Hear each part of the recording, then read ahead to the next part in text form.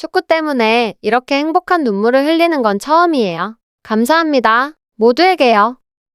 만약 한국에서 신태용 감독님을 많이 미워한다면 영원히 인도네시아로 이사 오세요. 여기에는 감독님을 사랑하는 사람이 2억 7천만 명 이상이 있어요.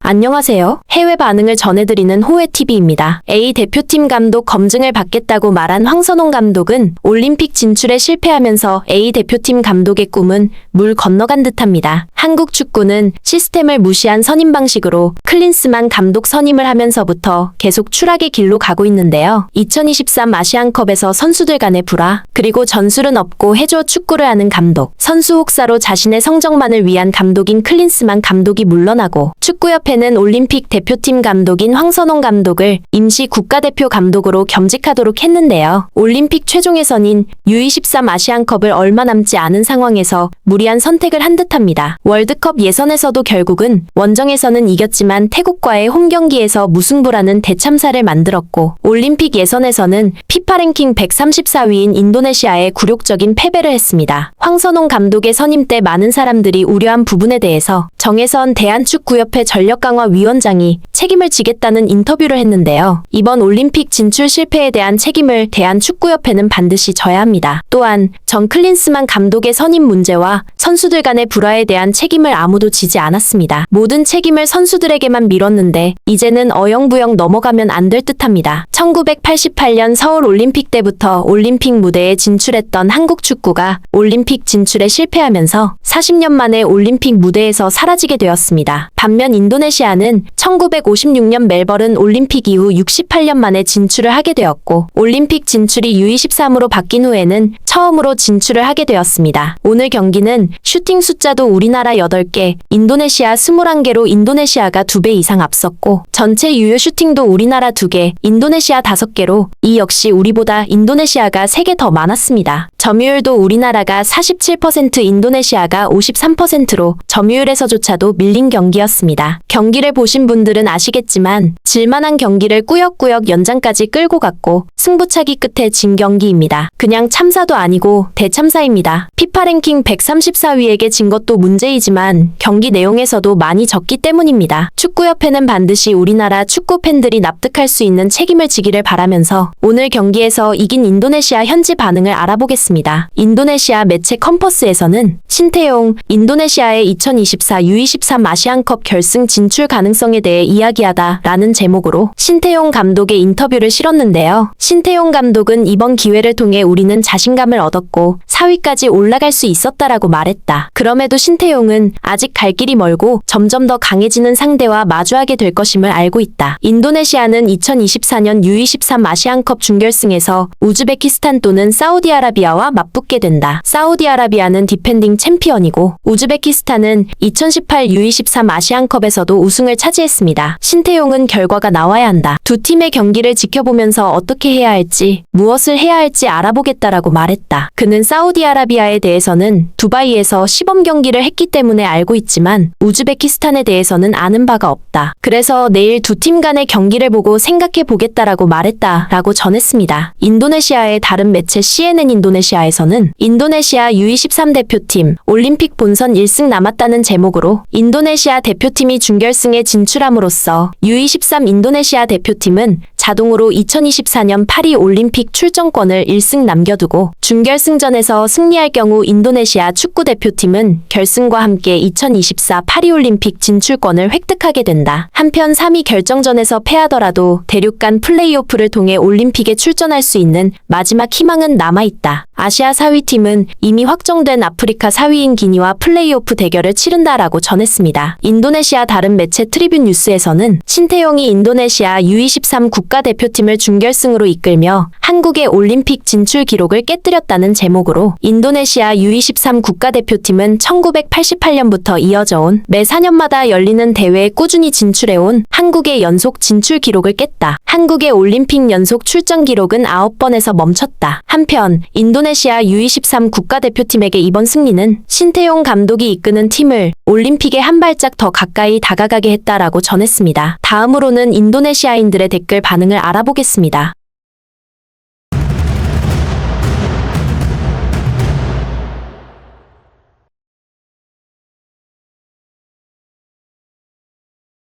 신태용 감독은 인도네시아 국가대표팀의 승리를 기쁘게 생각하지만 동시에 한국의 패배에는 마음 아파합니다.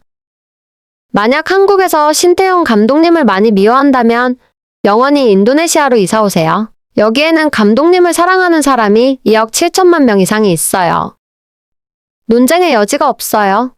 신태용 감독은 국가로부터 훈장을 받아야 합니다. 그리고 한국 출신 감독님은 반드시 귀화하여 평생 국가대표팀 감독을 맡아야 합니다. 동의하시죠? 신태용 감독님께 진심으로 감사드립니다. 당신을 정말 사랑합니다. 축구 때문에 이렇게 행복한 눈물을 흘리는 건 처음이에요. 감사합니다. 모두에게요. 정말 대단해요. 감격의 눈물이 난다. 정말 미친 경기였다. 엄청 멋졌다. 우리는 놀라운 새로운 역사를 만들었습니다. 심지어 무패의 팀을 이겼습니다.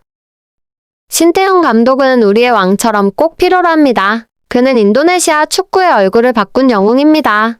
U23 국가대표팀의 승리를 축하합니다. 정말 대단합니다. 일반적으로 역사에는 순간이 있습니다. 우리 축구 발전의 역사로 신태용 감독의 동상을 만들어도 괜찮을까요?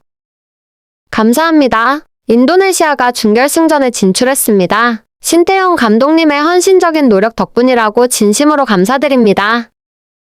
신태용 감독을 인도네시아 축구 국가대표팀 감독으로 임명해주신 신께 감사드립니다.